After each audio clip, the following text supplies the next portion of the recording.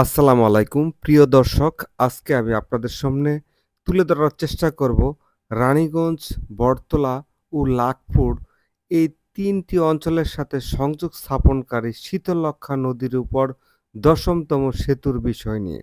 আমি যেখানে অবস্থান করছি এখন সেটা হচ্ছে সনমানী ইউনিয়নের গিগাট নামক স্থান, যেটা বটতলা নামে পরিচিত। সেইখান থেকে বটতলার যে স্থানটি দেখতেছেন সেটি সেখানেও একটি সেতুর একটি পিলার পরিপূর্ণ অবস্থায় রয়েছে।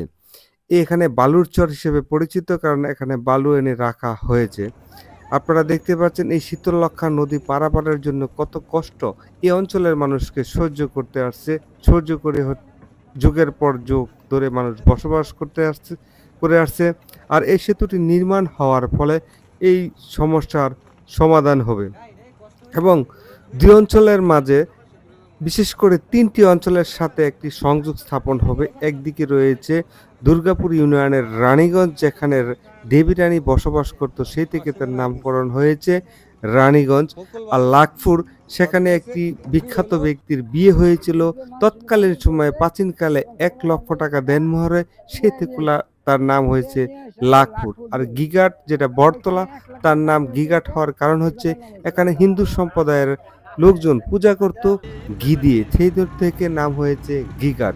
আর এই ৩টি স্থানের সাথে সংযোগ স্থাপন করার জন্যই নির্মিত হচ্ছে লাকপুর, বটতলা এবং রানীগঞ্জ সেতু। যে সেতুটি দুটি নদীর উপর দিয়ে প্রবাহিত, দুটি নদীর উপর দিয়ে হবে। নির্মাণ কাজ চলমান, সুদীর্ঘদিন যাবৎ নির্মাণ কাজ হচ্ছে। কিছু কিছু নির্মাণ কাজ বা দৃশ্যমান অনেকের চোখে পরিলক্ষিত হয়। এটা হচ্ছে শীতলক্ষ্যা নদী। সেই শীতলক্ষ্যা নদীর মাঝখানে যে দুটি পিলার রয়েছে সেটা এখনো কমপ্লিট হয়নি। সেটি হলেই মূলত এই সেতুটির পানির নিচের অংশের কাজ পরিসমাপ্তি ঘটবে। ফলশ্রুতিতে উপরের কাজগুলি সম্পন্ন হবে। সম্পন্ন হওয়ার ফলে ৩ অঞ্চলের মাঝে যোগাযোগের ক্ষেত্রে এক বৈপ্লবিক পরিবর্তন ঘটবে। এই সেতুটি বাস্তবায়িত হওয়ার ফলে সৃষ্টি হবে ৩ অঞ্চলের মানুষের মাঝে ভালোবাসার আদান-প্রদান, সৃষ্টি হবে আত্মীয়তার। এবং এই সেতুটি যখন যান চলাচলের জন্য উন্মুক্ত হবে, ৩টি অঞ্চলেই ছোট এবং বড় প্রতিষ্ঠিত হবে বিভিন্ন দোকানপাট এবং বিভিন্ন শিল্প কারখানা বা কোনো প্রতিষ্ঠান। ফলে সৃষ্টি হবে শত শত মানুষের কর্মসংস্থান। এভাবে যুগের পর যুগ ধরে এই শীতলক্ষ্যা নদীর উপর দিয়ে নৌকার মাধ্যমে জনগণকে পারাপার হতে হয়, যা বিভিন্ন সময় বিভিন্ন দুর্ঘটনা এবং সমস্যার সম্মুখীন হতে হয়। এই সমস্যার সমাধান করার লক্ষ্যে এই শীতলক্ষ্যা নদীর উপরে এখন পর্যন্ত প্রায় ৯টির মতো সেতু নির্মাণ হয়েছে।